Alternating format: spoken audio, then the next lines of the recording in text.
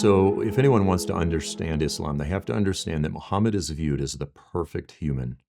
He is the perfect example. Anything that he said, anything that he did, anything that he forbid, anything that he condoned, that is the standard for how every Muslim is to live. If Muhammad put his right shoe on first, every Muslim is to put his right shoe on first, down to every detail such as how to go to the bathroom.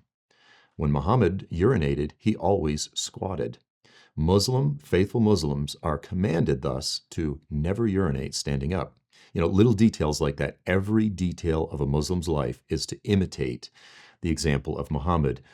Early on in Muhammad's career, he was really trying to win the Jews over in a very peaceful way, just through argumentation and this sort of thing. But at a certain point in his career, he claims to have had a revelation, claims that God told him, that Allah revealed to him that from this point forward, if anyone joins this new Muslim movement, that when they attack or invade a village, that any of these Muslims that join this assault, they get a percentage of the plunder and the spoil, the booty, so to speak. So as soon as he made that declaration, he very quickly grew drastically.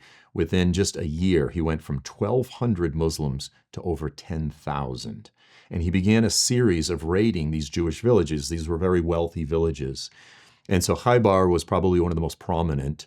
And when he raided Khaybar again, he demanded that they essentially just give up, that they just surrender. And they refused to. So he dug a trench and he slaughtered records. I mean, it's literally thousands beheaded the Jews of Khaybar into this trench.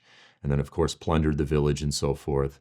Today, you'll often hear more radical Muslims or those that are just protesting against the Jews, they'll say, Khaybar, Khaybar, ya Yahud. It's listen up, Jews. Remember what happened in Khaybar. The army of Muhammad will return. It's a chant. And so that story in history, in the history of Islam and Muhammad's conquest, it still features very prominently in the minds of many Muslims today.